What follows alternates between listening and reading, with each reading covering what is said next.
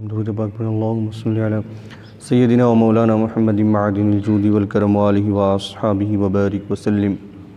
اہل مکہ کے یہ دونوں سفیر جب حبشہ پہنچے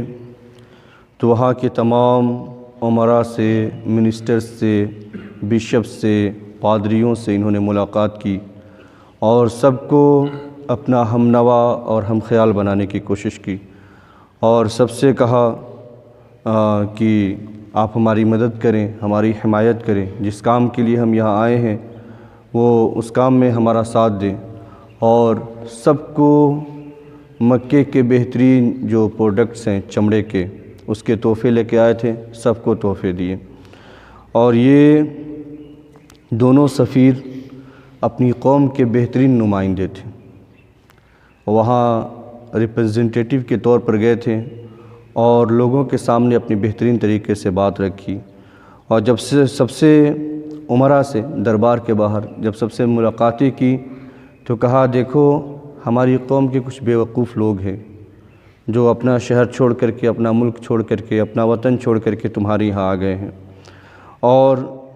یہ نہ اب ہمارے دین پر ہیں اور نہ تمہارے دین پر ہیں۔ انہوں نے ایک نیا دین گڑھ لیا ہے، نیا عقیدہ گڑھ لیا ہے، اور یہ ہمیں برا بھلا کہتے ہیں، ہمارے باپ داداؤں کو جہنمی قرار دیتے ہیں، جو ہمارے معبود ہیں جن کی ہم عبادت کرتے ہیں ان کا مذاق اڑاتے ہیں۔ یہ ایسے لوگ ہیں۔ ہم لوگوں کو ڈر ہے کہ اگر تم نے اپنے ملک میں انہیں جگہ دی اور یہاں رہنے دیا تو جو ان کے نظریات ہیں، جو ان کا دین ہے، ان کی عقیدے ہیں،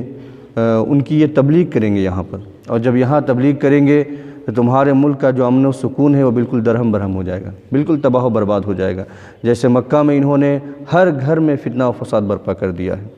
تو ہم لوگوں کو اندیشہ ہے کہ تم نے اگر یہاں انہیں رہنے دیا تمہارے یہاں بھی حالات ایسے ہی بن جائیں گے۔ تو کہا کہ ہم تمہارے بادشاہ کے یہاں اپنی قوم کی طرف سے نمائندے بن کر کے آئے ہیں، اور جب بادشاہ کے دربار میں ہم حاضر ہوں گے اور اپنی معروضات پیش کریں گے تو تم سب ہماری حمایت کرنا اور ہمارا ساتھ دینا، اور بادشاہ کو اس بات پر قائل کرنا اور کنونس کرنا کہ بادشاہ ان کو اپنے ملک سے باہر ہٹا دے، باہر نکال دے، اور واپس ان کو اپنے وطن مکہ بھیج دے۔ تو جتنے امراء تھے اور مذہبی رہنما تھے سب نے کہا کہ ٹھیک ہے، بالکل آپ کی بات صحیح ہے، ایسے لوگوں کو یہاں نہیں رہنا چاہیے، ہم بالکل دربار میں جب آپ اپنی بات رکھیں گے ہم آپ کا ساتھ دیں گے اور آپ کی حمایت کریں گے۔ تو ساری زمین تیار کرنے کے بعد، سارا ماحول بنانے کے بعد، عمرو بن عاص اور عبداللہ ابن ابی ربیعہ یہ دونوں لوگ نجاشی کے دربار میں حاضر ہوئے۔ سب سے پہلے انہوں نے بادشاہ کو سجدہ کیا، اور انشاءاللہ سجدے کے حوالے سے آپ سے بات میں اس کی تفصیل ہم معلوم کریں گے۔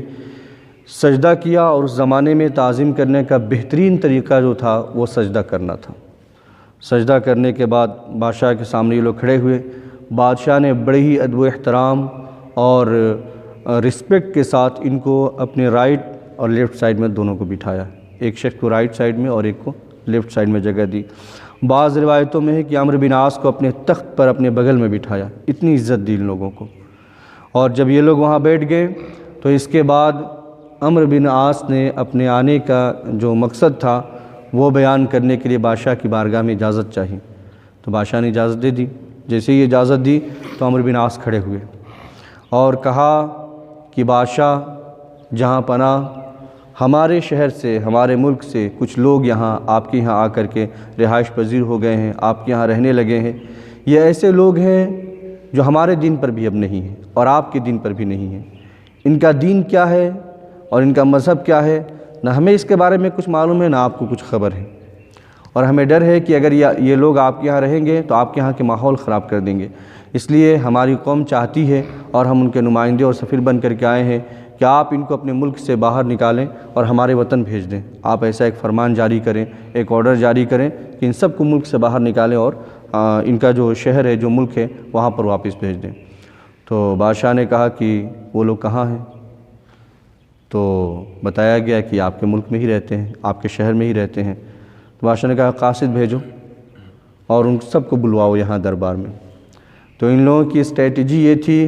کہ کسی بھی مسلمان کو بادشاہ کے سامنے حاضر نہیں ہونے دینا ہے، کیونکہ اگر مسلمان آئے اور اپنی بات رکھی تو ان کی باتیں ایسی ہوتی ہیں کہ لوگ امپریس ہو ہی جاتے ہیں، اور اگر یہ قرآن پڑھ کے سنایا تو حالات شاید ہمارے اور خلاف ہو جائے۔ تو اس لیے ان کی پوری کوشش تھی کہ کسی بھی مسلمان کو دربار میں نہ آنے دیا جائے۔ تو بادشاہ نے جب یہ حکم جاری کیا کہ قاصد کو بھیجو، مسلمانوں کو بلواؤ، تو بادشاہ کے جو درباری تھے جنہوں نے تحفے اور تحائف لیے تھے وہ کھڑے ہو گئے ان میں سے کچھ لوگ، اور کہا کہ بادشاہ مسلمانوں کے یہاں بلانے کی ضرورت نہیں ہے، یہ لوگ اچھی طرح سے جانتے ہیں ان کو، ان کے رشتہ دار ہیں، ان کے شہر کے لوگ ہیں، اور ان کے حالات کے بارے میں ان کو خبر ہے، اور سارے حالات انہوں نے بیان کر دیے ہیں،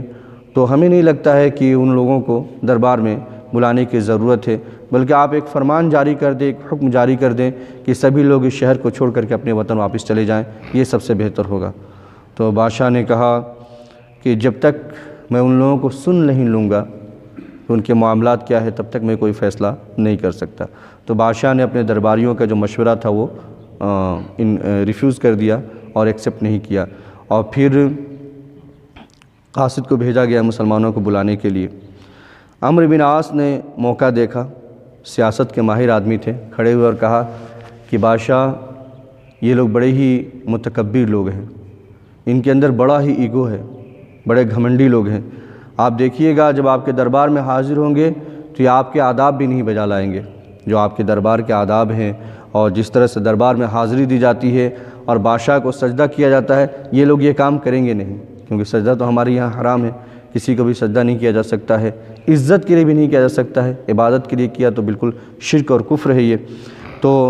عمرو بن عاص نے ایک اور پاسا پھینکا اور کہا کہ ان کی حالت یہ ہے، اس طرح کے گھمنڈی اور متکبر لوگ ہیں کہ آپ کے دربار میں حاضر ہوں گے تو آپ کے سامنے سجدہ بھی نہیں کریں گے، یہ ایسے لوگ ہیں، تو ایسے لوگوں کو اپنے ملک سے باہر ہٹا دینا ہی ضروری ہے، ورنہ ان کو دیکھ کر کے جو آپ کے شہر کے لوگ ہیں، جو آپ کی تعظیم کرتے ہیں، آپ کو رسپیکٹ دیتے ہیں، شاید وہ بھی بگڑ جائیں گے اور وہ بھی آپ کو سجدہ کرنا چھوڑ دیں گے۔ تو اس طرح سے انہوں نے بادشاہ کو بالکل تیار کیا، اور قاصد گیا مسلمانوں کو بلانے کے لیے، اور قاصد مسلمانوں کو بلا کر کے لے آیا۔ جو اس کے آگے کا واقعہ انشاءاللہ کل کنٹینیو کریں گے۔ اللہ سبحانہ و تعالی ہم سب کو سیرت پڑھنے سمجھنے اس پر عمل کرنے کی توفیق عطا فرمائے۔